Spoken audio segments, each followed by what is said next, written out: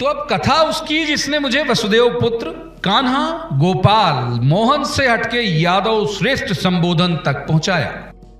मृत्युलोक में मैंने जो भी किया उसे लीलाओं के तौर पर परिभाषित किया गया, मगर उन लीलाओं के साथ बहुतेरी उपमाएं भी मिली जो अब तक मेरे नाम के साथ जुड़ी हैं।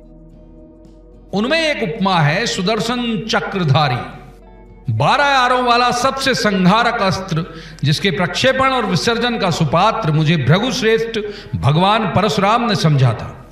उसे प्राप्त करने की योजना बनाकर हम नहीं गए थे, बल्कि हम तो परिस्थितियों के अधीन होकर उनके पास सिर्फ परामर्श के लिए गए थे। कंस का वध मैंने किया तो यह तय था कि जरासंध सिर्फ इसे अपने जामात्र की मौत नहीं मान रहा था, बल्कि उसके अभिमान, उसके पौरुष का भी भंजन था। उसने पूरे दलबल के साथ मथुरा पर हमले के लिए कूच किया। मुझे भान था कि यादवों से जरासंध को कोई शत्रुता नहीं है, उसे तो मैं और दाऊ चाहिए थे। जब उसका लक्ष्य एक था, सिर्फ और सिर्फ मैं, तो क्यों मैं अकारण हजारों यादवों को काल के गाल में भेजने जैसी चूक करता। जिस समय जरासंध की सेना मथुरा के द्वार के मुहाने पर युद्ध के लिए आतुर खड़ी थी, मैंने यादवों के हित में पलायन का निर्णय लिया। भले ही भविष्य में एक और उपमा मेरे साथ रणछोड़ की चिपक कर रह जाए, लेकिन इस समय समझदारी यही है कि मैं यहां से निकल जाऊं। दाऊ के साथ हम किसी सुरक्षित स्थान की तलाश में मथुरा से निकले तो स्मरण आया भृगुश्रेष्ठ का। हमारी आशा से अधिक उन्होंने हमें स्नेह दिया और समझाया कि जरासंध पीछा तो अवश्य करेगा। बेहतर यही होगा कि हम गोमांतक पर्वत की तरफ प्रस्थान करें, क्योंकि वहां अधिक ऊंचाई पर रहने के कारण जरासंध की समुद्र की तरह उफनती सेना का सामना अच्छे से किया जा सकता है। परिणाम भी वही हुआ और आखिर जरासंध को वहां से पराजित करके वापस भेजने में हम सफल हुए।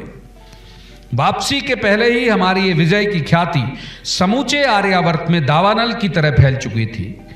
हम जब आए तो ऋषिश्रेष्ठ परशुराम ने मुझे दीक्षित किया और वो संहारक शस्त्र सुदर्शन मेरी उंगलियों में आया। मैंने उसका आह्वान देखा, प्रक्षेपण देखा, लेकिन प्रयोग नहीं देखा। उसके परिणामों का यद्यपि मुझे पूर्ण ज्ञान था, लेकिन किसी नवीन उपलब्धि को प्राप्त कर लेने के बाद उसके प्रयोग को लेकर मन तो मचलता ही है। हमें अवसर दिया करवीर राज्य के राजा श्रगाल ने। उसके आतंक से प्रजा बेहाल थी, महिलाओं और बच्चों पर भी उसका अत्याचार चरम पर था। हमने जब उसे ललकारा तो उसने हमें दीन और अकिंचन ठहराने जैसी कई गर्वोक्तियां की। उसकी आयु नियति ने संभवतः उसी दिन तक के लिए लिख रखी थी। मैंने आह्वान किया और तेज रोशनी के साथ मेरी तर्जनी में सुदर्शन घर घर की ध्वनि के साथ प्रकट हुआ और अगले ही क्षण श्रगाल की धूल दूसरित गर्दन भूमि पर थी। यादव सेनापति सात्यकी हर्ष विभोर थे और उन्हें लगने लगा था कि सुदर्शन चक्र के बाद यादव समूचे आर्यावर्त में अब अजेय हो गए। वर्तमान राज्य के साथ मेरे संबंध की ये एक और सबसे ताकतवर कड़ी है।